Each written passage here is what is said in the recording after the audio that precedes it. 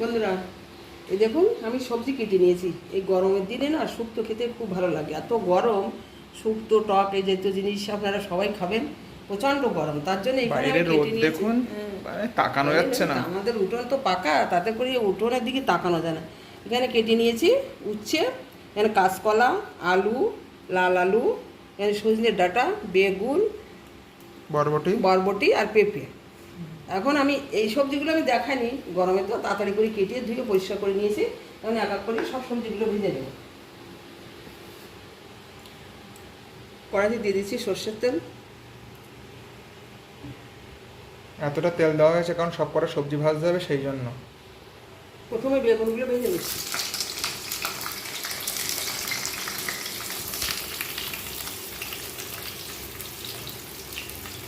গরমের দিনে পিঠে হাতে ভালো লাগে খেতে।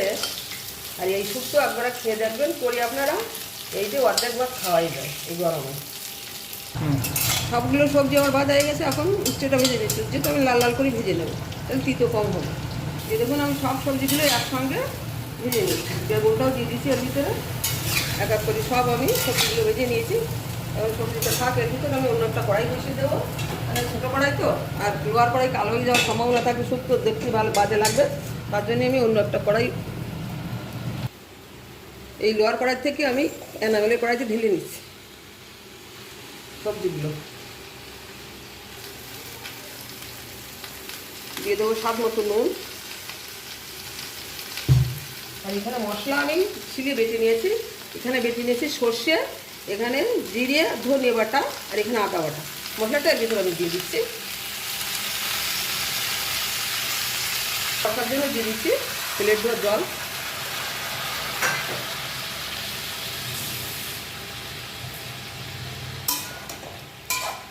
মশলাটা আমি সবজির সঙ্গে ভালো করে কষে নেব।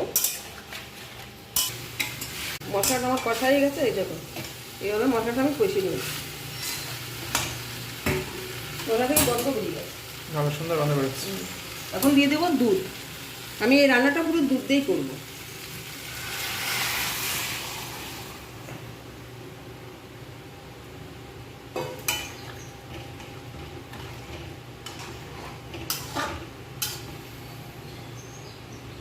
সবজিগুলো সিদ্ধ হওয়ার জন্য আমি ঢেকে দিচ্ছি।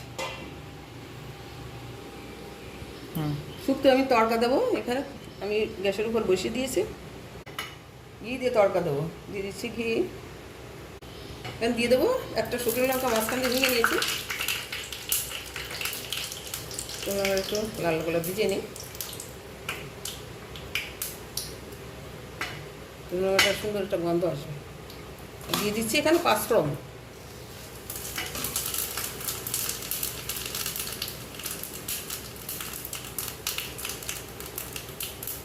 সুন্দর একটা গন্ধ বেরিয়েছে শুকনো লঙ্কার পাঁচফোড়নে।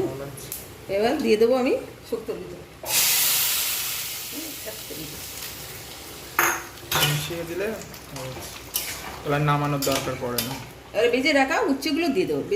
উচ্ছেগুলো পরে দিতে হয়, তা নাহলে তিত হয়ে যায়।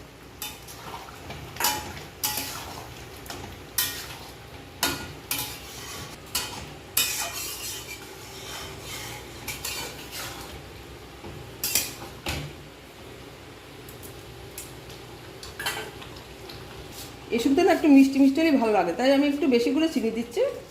ছেলে না চিনি বেশি না হলে খেতে চায় না। শুক্তো একটু মিষ্টি না হলে হয়?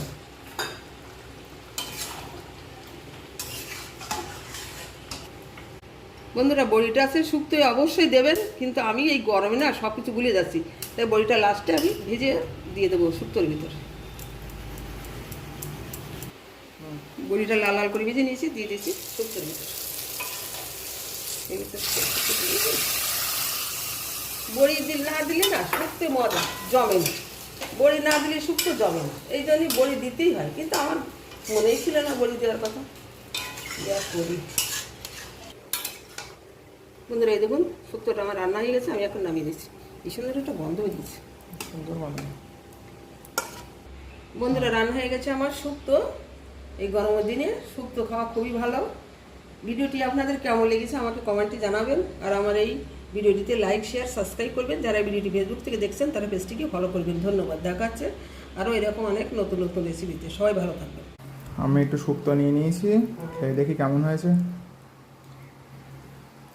রংটা তো খুব সুন্দর হয়েছে, আর এত সুন্দর একটা গন্ধ বেরোচ্ছে।